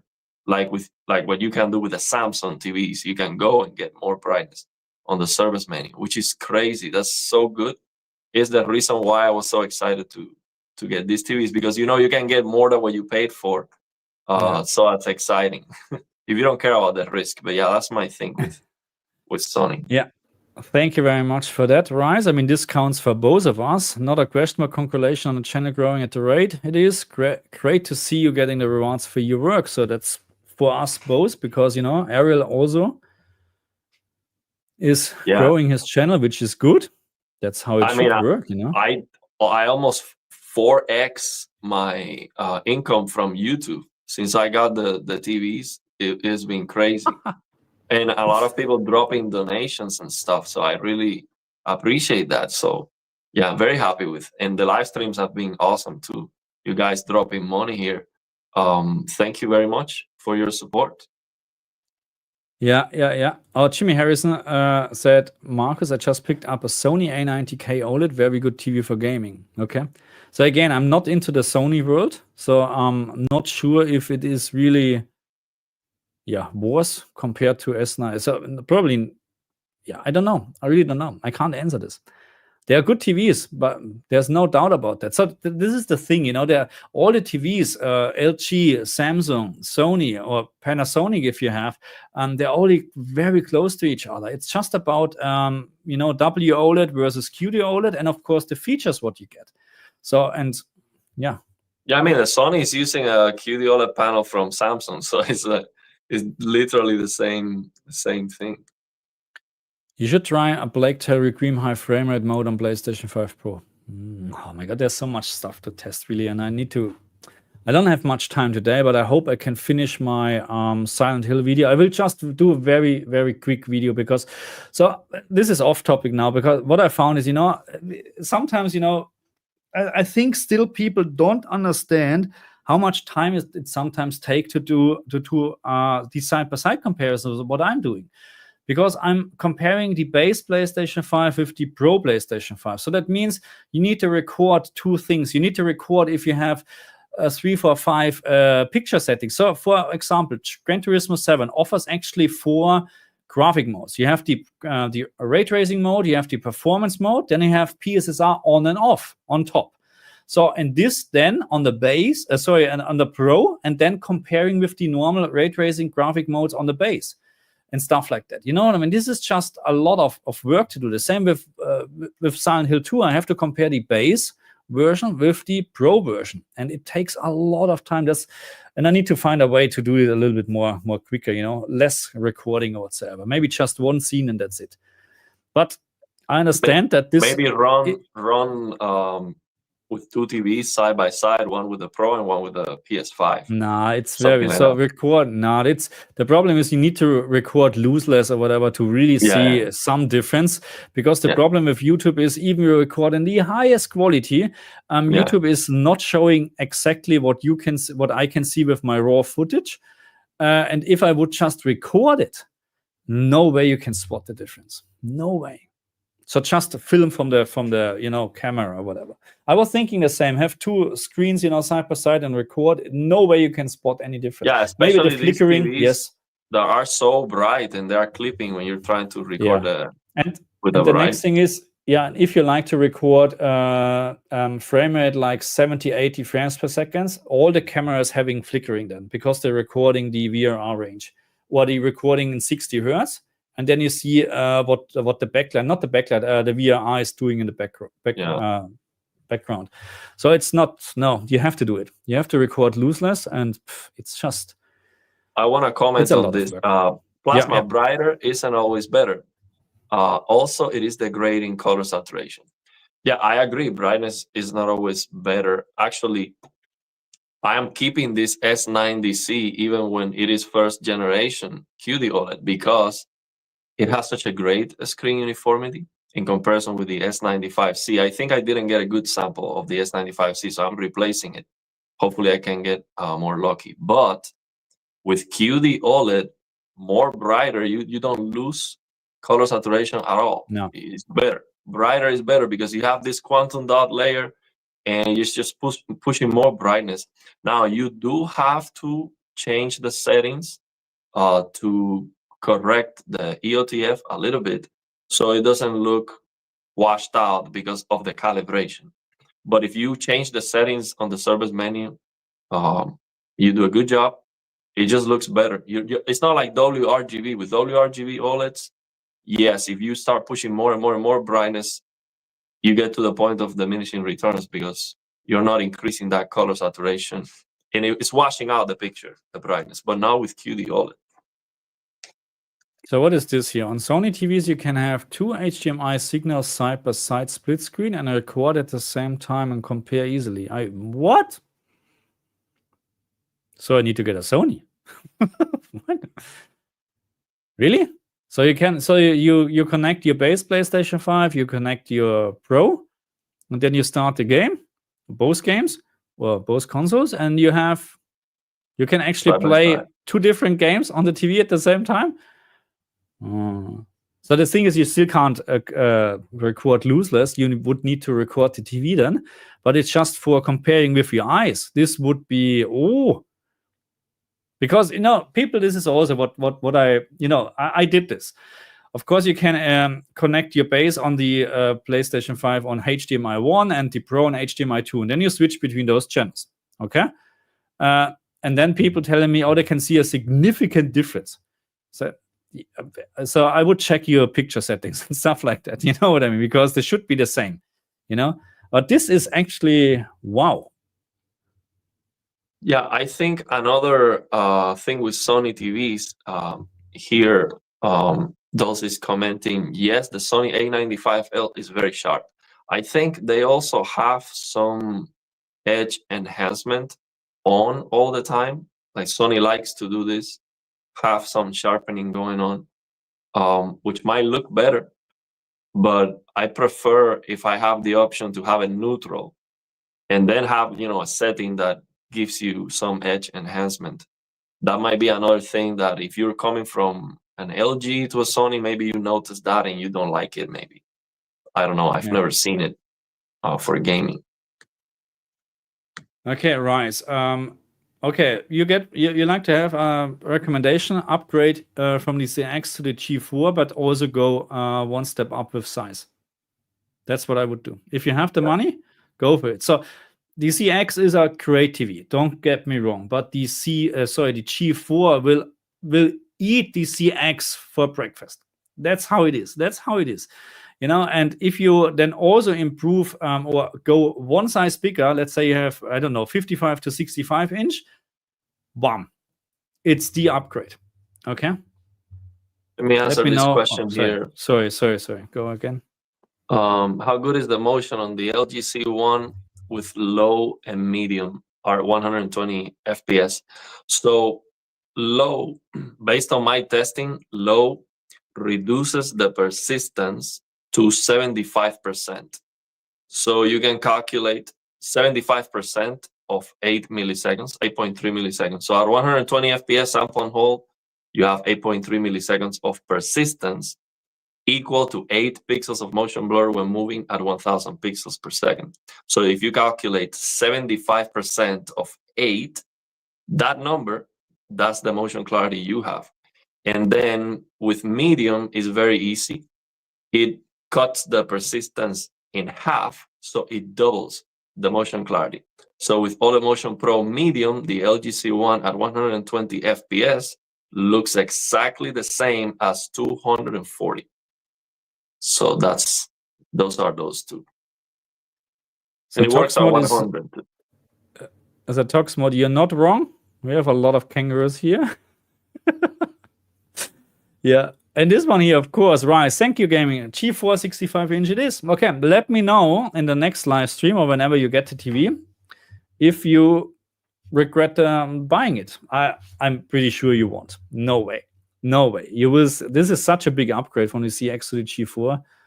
Unbelievable. Thanks for now to explain it to the wife. Yeah, okay. I can't help you with that. That's a different live stream. It's a different. She needs to be in the live stream. We need to, Oh my God, it's I don't know. So that's the WAF. The woman acceptance factor. That's the thing what you need to take into consideration. There is no way. Yes, it's a very high factor. Yeah, oh no, this. Oh, sorry.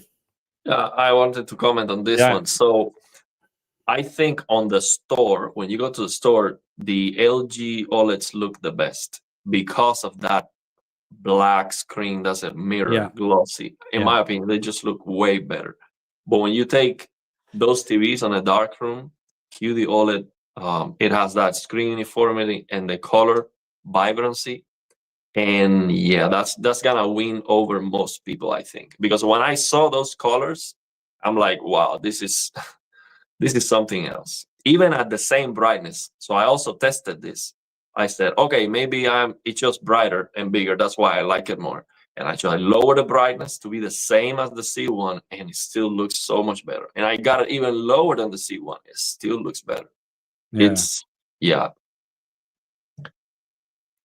So let's answer this one. Is there auto HDR calibration on LG for PlayStation 5? No, but but you don't need this, to be honest.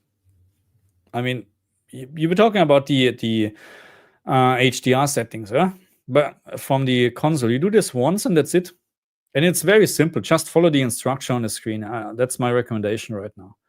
So also, talking about that, I want to comment because I've seen the HDTV test videos now that I have the Samsung QD OLEDs, and he gives fancy explanation about the tone mapping of the Samsung TV being different because it is not Max CLL based and something like that.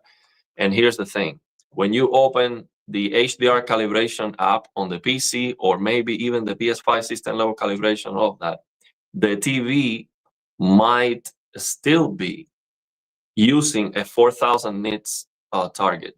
So if you change the system level calibration until the logo disappears, you might be setting it up to 4000 nits. And you don't want that, because if you're using the HGIG, so your basic static tone mapping on the TV, you need, for example, 1200 nits for the S95C or 1000 nits for the 90C and all of that. So what you do on the PC to prove that this is true, on the PC, I open the HDR calibration app and it's not clipping where it is supposed to be clipping. Now I go and I open a video and I see that the tone mapping gets adjusted. Now with the video open, I open the HDR calibration app and it is now clipping where it is supposed to be clipping. Or really? I open a game. I never had this problem. So I'm using my G2 always with HGIG, and no, G2 doesn't have that problem. Yeah. No, G2 doesn't have that problem. It's a Samsung, because the Samsung is changing the tone mapping sometimes. Okay. So what I'm saying right now is that it is not engaging the HGIG tone mapping because it doesn't consider that HDR calibration app to be a video or a game or a program that's running. So you are going to see the logo clipping at 4000 nits when it is supposed to be clipping way before that. Oh, okay, gotcha. So the way to make the TV trigger and clip at the right point is you have to open a video or a game, and once you do that, then the HDR calibration app is going to clip. So this is on the S95D. No, sorry, but all the Samsung TVs. But the C, so there is no proper HGIG. So you can actually get proper. So let's say you have the S95C 1200 nits or whatsoever, doesn't matter. Can you get it really to clip at 1200 nits then? Yeah, because absolutely. It's always because it, regardless if I'm using the PC app or PlayStation 5 or Xbox, it's always 1900 on my S95C. It's because of what I'm telling you. So do that, you'll see. So basically, what I'm saying right now is you do have HGIG and it does work, and forget about that fancy explanation of it is not using Max CLL or MDM, maximum display luminance, all that fancy explanation. I'm sorry, HDTV Test is an expert. He knows a lot more than me when it comes to calibration.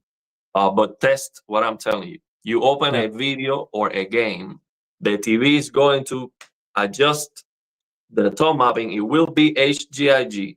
And now with that game or video open the HDR calibration, you'll see that it's going to clip perfectly. So on the PS5, you cannot have maybe a game running and then open the HDR calibration. So you will never see where it is supposed to be clipping. So you just need to know how far you have to go with the clicks to be, 1200 nits. How many clicks do you need? On the Xbox, you don't have that problem because you have the max CLL number at the corner of the screen, but when you press your bumpers and all but it's still that I need to double test this because you're the first person actually who mentioned this. That this is the case. But interesting. Anyway, it's almost 2 hours. I need to stop because we're getting guests today, and we need to prepare a couple of things. But this was, again, absolutely fantastic. I hope I can do I'm pretty sure I can finish my Silent Hill 2 video by this evening, in the night or whatever, because it will be just a very quick one, because there's no point to talk 15-20 minutes about a game which is still broken on a PlayStation 5.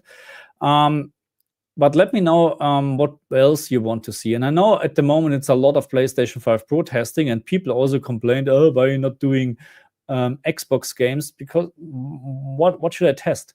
I started actually comparing, and I'm going to do this video as well, Dying Light 2, PlayStation 5 Pro Enhanced versus Xbox, and you will not like the result. That's all what I'm saying, okay?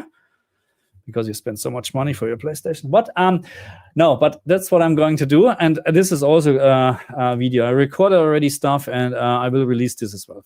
Anything from you? Yeah, so next live stream, let's see if we can get the developer of the Reno DX HDR fix or mod. And we can have a conversation about, what's wrong with the HDR in these games from someone who has that level of expertise to develop a tool like that. And that would be very interesting. So let's see if we can contact him, drop a comment on the live stream, and let's get together. That's a good idea. Okay, no worries. We Stellar Blade. I did Stellar Blade already. Stellar Blade is great. Okay. Thank you very much for this. Thank you very much, Tox. He's always on. RIP Xbox. I wouldn't go that far because not for Dying Light 2, to be honest. Anyway, but I think that's it for today. Okay.